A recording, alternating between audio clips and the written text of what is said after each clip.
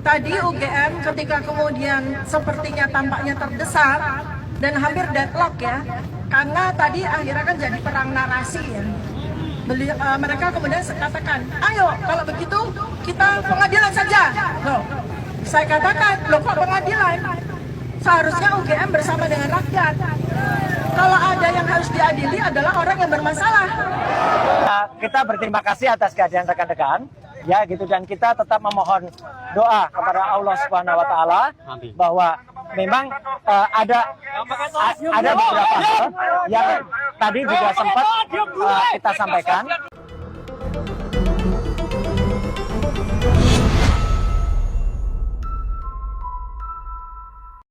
Massa yang tergabung dalam Tim Pembela Ulama dan Aktivis (TPUA) mendatangi Fakultas Kehutanan Universitas Gadjah Mada (UGM).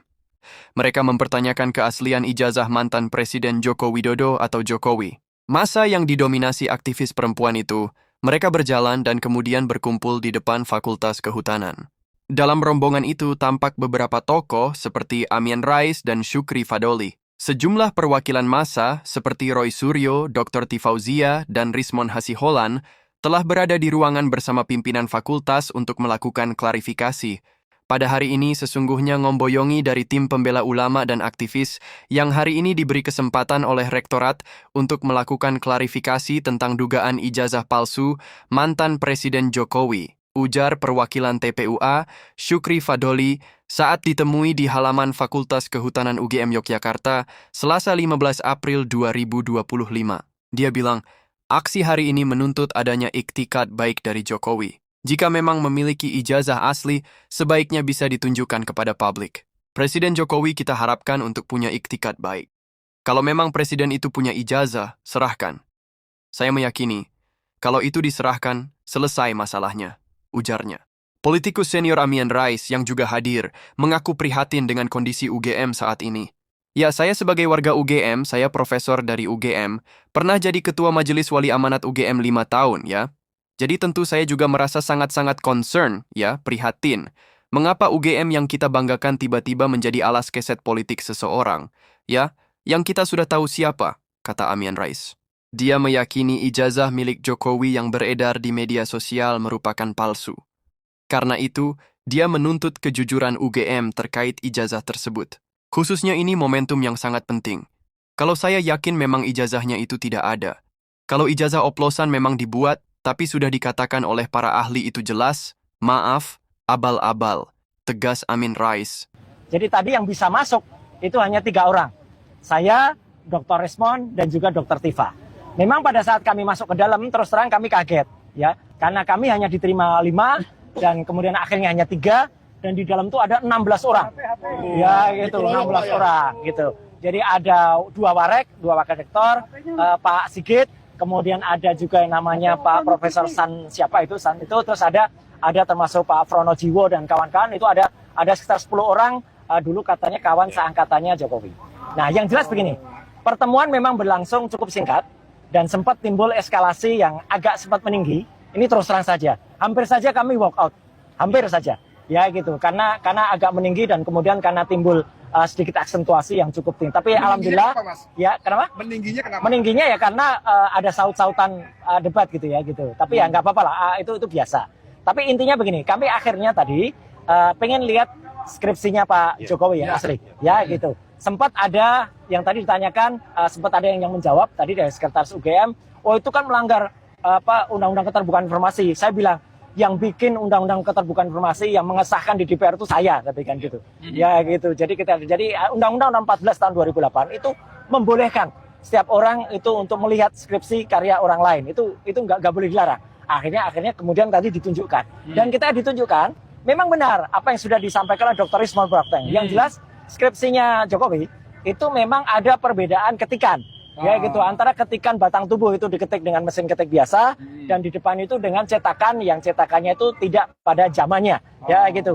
Dan pada lembar pengesahan itu tidak tata tanggal, ya, tidak ada lembar pengesahan dari dosen pengujinya. Meskipun dosen pengujinya bisa disebutkan tadi oleh kawan-kawannya, tapi faktanya nggak ada. Tadi kita juga sempat diberitahu, karena kita tanyakan lokasi KKN-nya ada di mana Jokowi itu.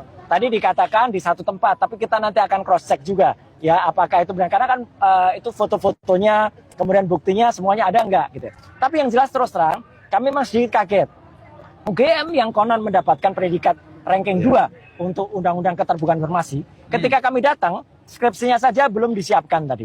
Jadi harus diambilkan dulu gitu ya. Jadi kan padahal kan waktunya kan hanya singkat gitu. Jadi ya apa ya, hal-hal itu kan kita cukup menyayangkan. Memang kita tidak bisa lihat ijazah asli.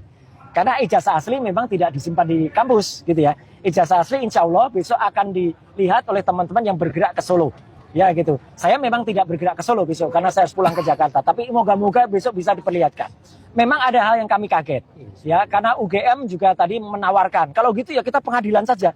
Aduh, ini saya bilang kita sesama keluarga besar UGM. Sebaiknya kita kedepankan silaturahmi. Apalagi kita datang itu kan dalam rangka syawalan, halal bihalal gitu kan. Tapi intinya beginilah. Saya melihat bahwa UGM memang tadi disarankan oleh Dr. Tifa, jangan kemudian mau jadi tameng atau bemper yang itu malah melemahkan UGM sendiri. UGM harus berani berdiri di atas kakinya. Ya, kalau katakan ya. Jangan kemudian tadi itu tampak awalnya agak sedikit membela-bela itu zaman dulu itu nggak ada gini, nggak usah. Ya udah kalau memang nggak ada tanda tangannya, katakan nggak ada tanda tangan. Dan faktanya sekali lagi saya sampaikan. Dan tadi alhamdulillah saya sempat memotret, saya pegang langsung karena dulu saya pernah datang dan tidak diperbolehkan. Alhamdulillah Dr. Rismon pernah datang dan boleh memotret. Tadi Dr. Rismon memotret lagi. Di dalam skripsi itu memang tidak ada tanggalnya, tidak ada lembar pengesahan, dan tidak ada nama orang yang disebut-sebut sebagai Kasmujo. Itu nggak ada di situ. Jadi Kasmujo tidak ada. Jadi di situ memang yang ada adalah anak 2 orang itu. Perkara nanti apakah itu akan dijadikan bukti atau evidence di pengadilan, sebenarnya kita tidak berhadap, kita berhadapan. Makanya tadi Dr. Tifa juga menyarankan, UGM itu harusnya bersatu dengan rakyat, menjadi institusi yang melindungi hak-hak kebebasan keterbukaan informasi dari rakyat, bukan untuk malah justru menjaga itu atau melindungi. Kalau memang nggak benar, katakan nggak benar, gitu ya.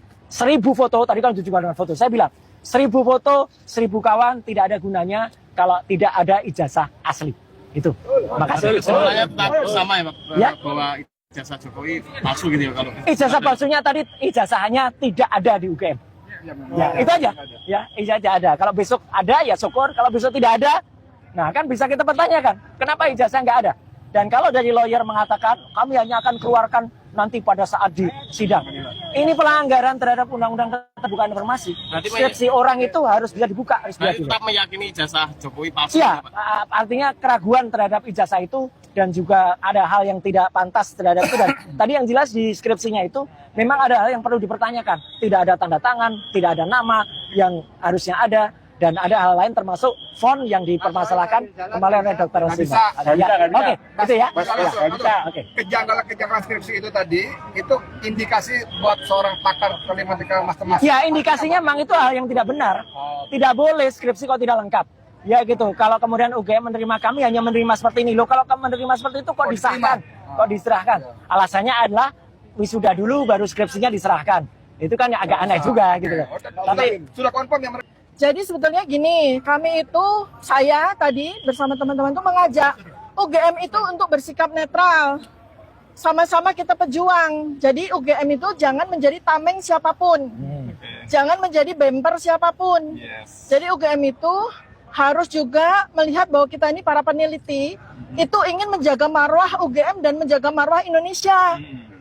Ya, atas hal-hal yang ditanyakan oleh rakyat. Nah, tadi cuma sayangnya ya, mungkin Pak Roy udah sampaikan bahwa kita pada saat pertemuan itu tidak diberikan data apapun yang seharusnya kita butuhkan. Karena kita nanti bisa menjadi kepanjangan mulut dari UGM. Bahwa UGM memberikan kepada kami dokumen-dokumen definitif. Dan itu hampir deadlock. Sampai terakhir, akhirnya skripsinya dikeluarkan. Nah, alhamdulillahnya kami dapat data baru. Pak Roy dan Pak Rismon sebagai ahli digital forensik dapat data baru. Ya, itu. Nah, jadi intinya adalah untuk dari sisi saya sendiri, saya ingin menekankan, Bu Rektor, diam saja. Pak Dekan, diam saja. Daripada memberikan informasi yang malah menyesatkan. Daripada tidak mau membuka hal-hal yang justru dibutuhkan rakyat. Kalau memang tidak punya data atau tidak punya pernyataan yang valid, yang mendukung kepada rakyat, untuk kita semua mendapatkan informasi dan kebenaran, lebih baik UGM diam saja. Jangan ditarik-tarik pada masalah yang rektor sekarang tidak tahu. Ya.